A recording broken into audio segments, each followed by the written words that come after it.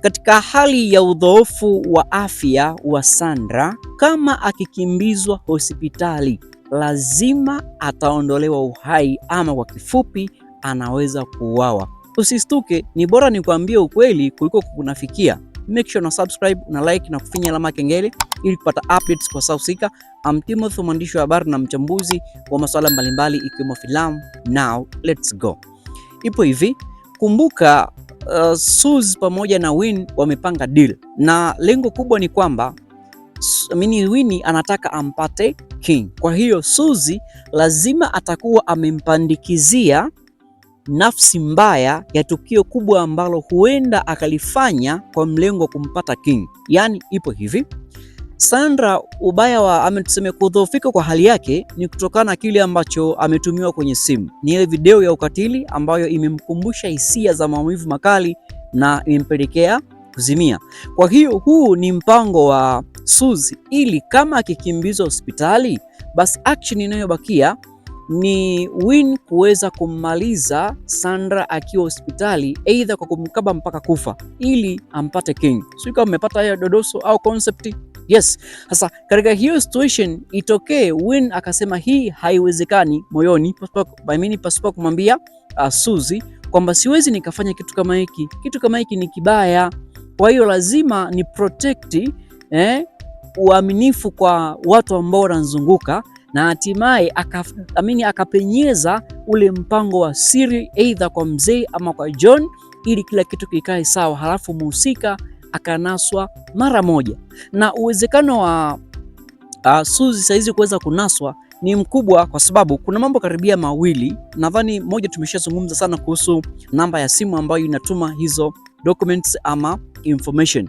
Issue kubwa ni namna ambavyo kama atatumia kupeleza kuhusu namba ya simu ambayo imetuma hiyo video kwa upande wa Sandra, ndio ambayo huenda imehusika kutuma video kwenye simu ya mzee Tano, John, whatever.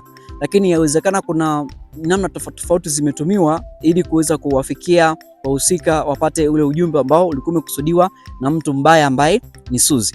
Kwa hiyo njia ya pili ambayo itamnasa ni either Win kukataa mpango mkakati au kuchora mpango mkakati ambao ataambiwa wa kuweza kumua Sandra kwa lengo la kumuokoa, kwa kuwapatia siri watu ambao wanahisi ni right, wakapewa halafu siri ikatoka. Na njia nyingine, mama yake na Suzy kwa namna ambavyo amechapwa kofi mdundiko linaitwa kofi hamisha taya, lazima hawezi kuvumilia hiko kitendo, atakaa na kusema this is not right, so I must go kwa mzee Tano na kumwambia kwamba kuna ABC na muhusika ni huyu kwa ushahidi huu na huu na huu. Sasa sijajua kama amefanikiwa kuchukua namba ya simu kwenye ile simu ya Suzy ili iwe rahisi kumtrack huyo mtu, basi mambo yatakuwa sawa. Na kumbuka muhusika tunamfahamu na nimeshamtaja kwenye analysis iliyopita. Kama namkumbuka basi itakuwa sawa, lakini kama mmemsahau maybe kwa kukukumbusha tu, anaitwa Mwakyoma Osobana. Sasa mimi ninachotamani ni Suzy aweze kunaswa, halafu afanyiwe kama vile ambavyo mzee Tano amesema. Mtu wa aina yoyote atakayethubutu kuweza kubainika kwamba yeye ndiye aliyehusika na tukio la unyama ambao Sandra mtoto wake amefanyiwa, atalipa na atamfanyia kile ambacho amemfanyia. Sasa nyie kama mashabiki mlioguswa na mna huzuni, mnatamani mzee Tano afanye kitu gani zaidi ya kile ambacho Sandra amefanyiwa, ili nyie nafsi zenu zikae sawa? Drop comment hapo. Yawezekana kikamwingia akilini alafu akasulubiwa Suzy mpaka watu akasema yes, malipizo kama haya ni mazuri, kwa sababu mkisema msamee, hii sio fair bana. Imagine ingekuwa ni wewe, ungemsamea mtu kama huyu, ungempeleka mahakamani, right? Angefungwa. Kwa hiyo wewe unatamani kabla maybe ya kwenda mahakamani, ni adhabu ya namna gani ambayo inampasa Suzy ili ajutie yale ambayo ameyafanya, hasa unyama mzito kwa upande wa Sandra.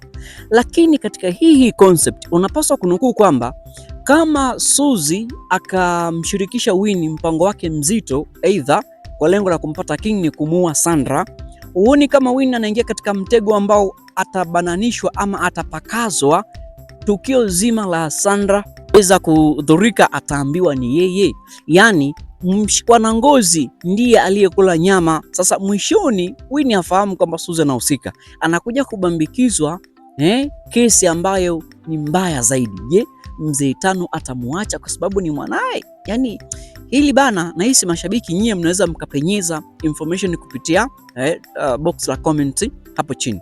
Sasa kabla hatujaingia kwenye concept ya pili, hebu nipatie mtazamo wako, mjifunza nini? Mimi binafsi nakumbusha siku zote kwamba adui hatoki mbali, na ile situation ya Sandra kuweza kumtazama Winnie kwa macho makali kipindi wapo sebuleni wamekusanyika kama familia, na taarifa nzuri ambayo mzee Tano alihitaji kuizungumzia ni ndoa kati ya Sandra pamoja na John. Nafikiri kuna kitu mzee Tano amebaini kwamba kwa nini Suzy anaangaliwa, na mama amesema kwa maana Semeni, kwa nini anamwangalia sana Sandra? Yani Sandra anamwangalia vipi Winnie kwa sababu Suzy, kwa sababu kuna kitu, yeye kila muda ni Suzy, lazima kuna kitu. So tujifunze kukaa mbali na maadui kama hawa ambao yani usikae na mtu kama huyo nyumbani, alishakuharibia na maneno mabaya, mfukuzi atoke. Na nikasema siku zote bado saizi moyo wa Suzy yani kwa namna yote umeshakufa ganzi, yeye hajali, anachohitaji ni kufanya malipizo ya unyama ambao unahisi kwake ni faida. I say kama kuna mwanamke yupo mtaani kwako ama unaishi naye kama huyu anaitwa Suzy, nakushauri saa hii leo hii Pasaka, fukuza, peleka huko, mwambie aende kwao.